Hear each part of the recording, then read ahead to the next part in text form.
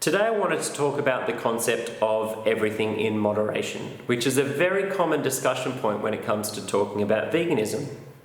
I absolutely understand the merits of it. Of course, eating 3 steaks a week is better than eating 5 steaks a week in terms of the amount of animals that suffer. But ultimately, it is still suffering.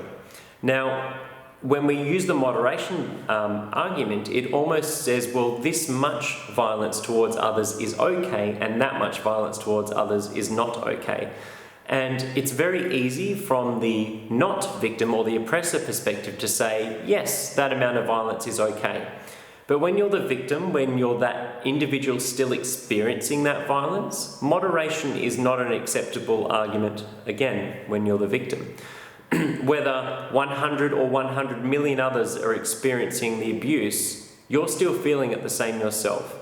So for the chicken, for the cow, for the sheep, for the pig, for the fish, when you're suffering death and oppression and slavery and violence at the hand of humans, it's the same whether you're doing it alone or with 100 million others.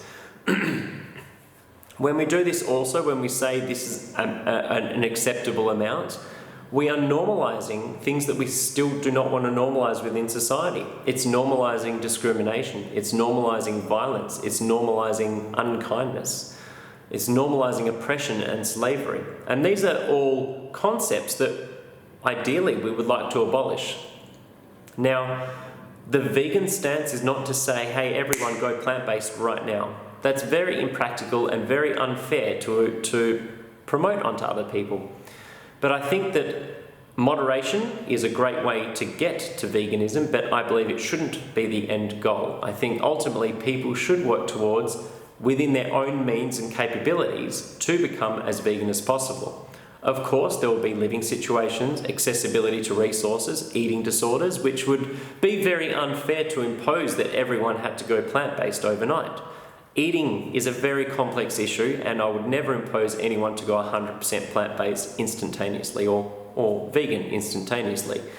However, within each individual's means, I think ultimately people don't want to be the cause of suffering in others. However, every animal product that you consume that you are doing out of ease, taste, convenience, habit, tradition, or culture, when it's not a necessity, is causing cruelty towards animals when you have the choice not to. And these are the instances where I would like people to challenge their notions of, am I having this animal product from necessity, or am I having it from a place of preference?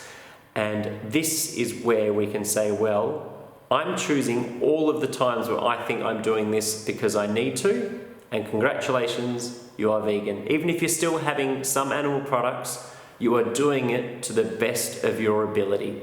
And I really believe that everyone should tune into that truth and genuine honesty, being authentic, and really asking yourself whether you are doing it in moderation because it's easier.